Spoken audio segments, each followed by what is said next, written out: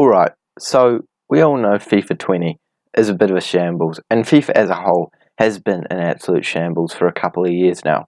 But in particular, career mode is the worst of the lot. Every single year, EA tell us that there's going to be a new feature that's going to revolutionise career mode, and we never end up getting what we were promised. There's only so much you can polish a turd, EA. I've played career mode since FIFA 10, and I have absolutely loved my time playing that game. But at the end of the day, I haven't seen any improvement since those FIFA 10 days. And naturally, because of this, I started looking for some alternative options. And no, don't worry, this video is not about PES. This video is about Football Manager. Football Manager is an insanely immersive and realistic football management experience. So to get you guys started, today we are going over 10 reasons why Football Manager 2020 is better than FIFA 20 career mode. If you do enjoy Football Manager content, make sure you get yourself subscribed to the channel, because we do daily uploads on Football Manager content, so make sure you don't miss a single one. Number 1. Realistically priced transfers. In a world where Harry Maguire can be bought for just under £100 million, surely FIFA needs to realise that youngsters with insane potentials will go for more than their market value. For example, if we take Ansu Fati, the young Spanish wonder kid from Barcelona, and try to buy him in FIFA 20 career mode, I can pick him up for only $18.7 million. Whereas if we take a look at Football Manager, it costs $52 million for me to sign him. And then another example, Hudson-Odoi, a great player for Chelsea. In FIFA, he only cost me $12.7 million. In Football Manager, Chelsea wouldn't even speak to me about buying him. 2. Realistic transfers. Linking on from the last point, in FIFA, if you have the money to buy a player, they will almost certainly come to you. Doesn't matter which team you are, how good you are, how bad you are. If you've got the money to pay them, they will come to you. Here we can see I am the Cheltenham Town manager. Now, no disrespect to Cheltenham Town, but they are not exactly the world-class team that Ansu Fati would be wanting to go to. However, I meet his release clause and I sign him on the wages that he thinks is fair, and he is now knocking around this Cheltenham Town team. He is playing next to players such as Varney and Broom. I'm sorry, but he used to be playing with Messi and Suarez. I don't think it's going to be a good move for his career to go down to Cheltenham Town. Now, if we go on to Football Manager, we can actually see which players are interested in joining our club.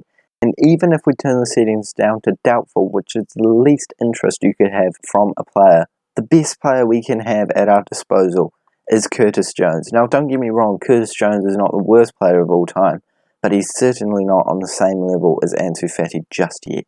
3. Youth facilities and teams. In Football Manager, we have the Development Centre, where I can look at every single player in my under-23 squad and in my under-18 squad. I can even take a look at all of the youth candidates that will come up as you go further and further into a save. They are the new players that are regenerated at random and are added to your team. If I wanted one of my senior players to play for the under-23 squad, this is very easy. I can move them to the under-23s, or I can even move them to the under-23s for a couple of games. I can completely make them available for 20 minutes to 90 minutes until they're match fit, or just for the next game. In FIFA, we have this and this. Enough said. 4. Player growth. Now, don't get me wrong, dynamic potential is a step in the right direction, but it doesn't actually affect the player as much as we would like it to. And at the end of the day, if the player's not in your team, they're still going to reach that potential no matter what. Mason Greenwood is down in the Championship with West Ham, but I've seen a ton of saves where he stays at Manchester United and turns into a legend, scoring at least 20 goals each season in the Premier League, as well as the fact that the training facilities really does affect the way your players grow and build their attributes, as well as the fact that the staffing system is so intensive that you could really get lost and spend hours doing this. I have handpicked every single one of my staff members, and all of them have a purpose in the coaching of all of my players. If you have lower grade staff members, your team is not going to develop as well. If you have higher grade ones, obviously they're going to do a lot better.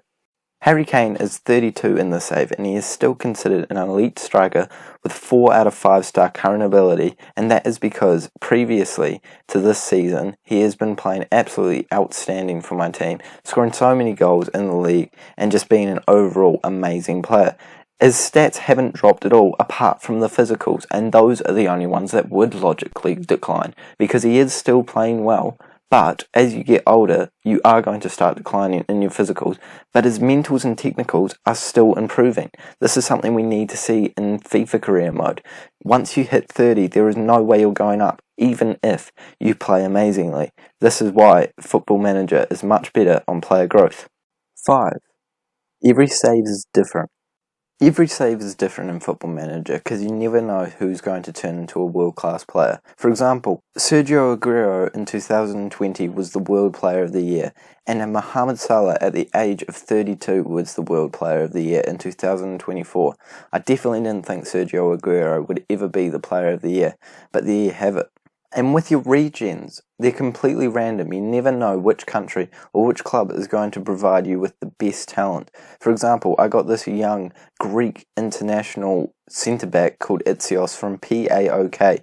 There's never been a Greek centre-back who has been this good before, I don't believe. This is unlike FIFA, where all of a sudden, when Messi retires, there is a right winger who plays for a Spanish league club who seems to be one of the best players of all time. Oh yeah, and he's from Argentina. This is much more realistic, and it helps every single save be completely different from the last one. 6. Football Manager's Scouting Network.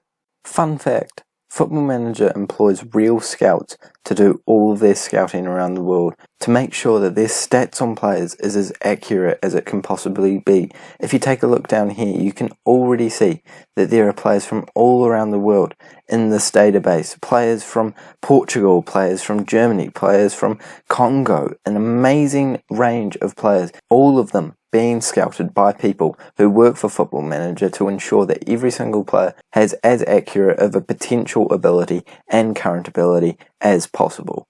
Check out Copper90's video about the FM Scouting Network, link in the description. 7. Simulating. In FIFA 20, this is all you can do when simulating.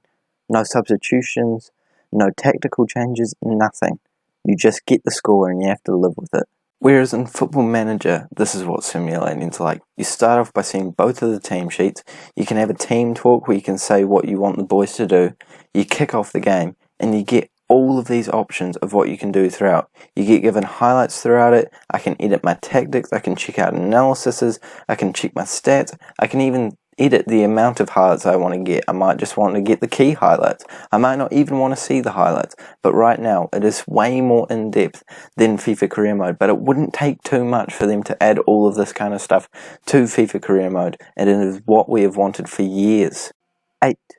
Tactics. Football Manager's tactics is one of the most in-depth things in the game. You can go through some of their preset tactical sides like the Gegenpress that Liverpool uses.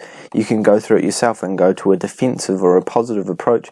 You can go through all of this and decide if you want to hit early crosses, run at the defence, you want the goalkeeper to hit it over the opposition, you want a higher line, whatever you want. You can also go through everyone's roles. You can play Lacazette as a complete forward or a false nine, or you could even play the right backs as inverted wing backs or full backs. Beyond that, you could even go into Aubameyang and edit his instructions so that he gets forward more and shoots more often. It seems really overwhelming, but once you get the hang of it, you can create amazing tactics for your side to make sure that you break down defences.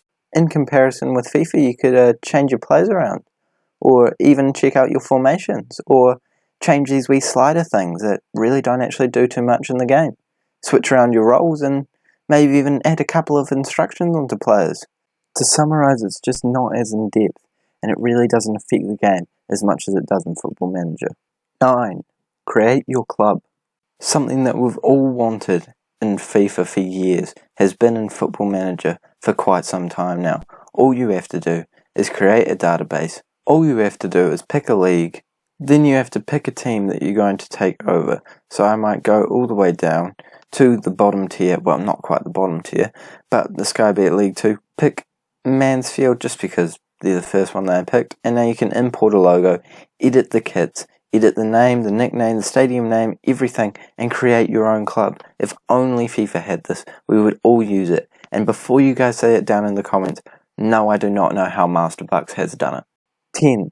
Overall in-depth and realistic football simulator. Football Manager is basically Google for footballers. You can go onto any player, take a look at them, and go through their history, take a look at who they've played for, how much they got signed for, who they've gone out on loan for, how many games they've played in each season, how many goals they've scored in each season. You can go onto each club and you can check out their reputation, you can check out how they've done in the league for the last few years, you can look at all the tournaments they've won, you can look at all of the club background, a wee blurb about it. You can look at the club's record. There's also all the league's records, which is insane. If we go into the Premier League here, we can go into history and check out all of the past winners for absolutely ages. Then we can take a look at the records of the Premier League, and that goes back for quite some time too. Basically, this game has all the information that you need to learn anything. It has gotten to the point where instead of going online, I hop on Football Manager if I need to know who someone played for in the past. It is such an awesome game, and it is so in-depth, and you guys need to check it out.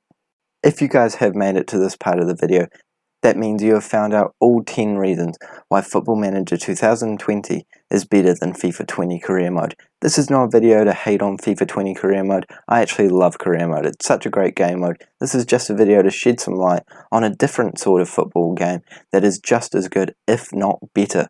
If you did enjoy this video, please make sure that you subscribe to this channel. We've got an awesome Football Manager series running right now, and much more content to come in the future. If you guys enjoyed this one, make sure that you let me know down in the comments, and I might even make another video where I list a couple of reasons why FIFA Career Mode is better than Football Manager 2020.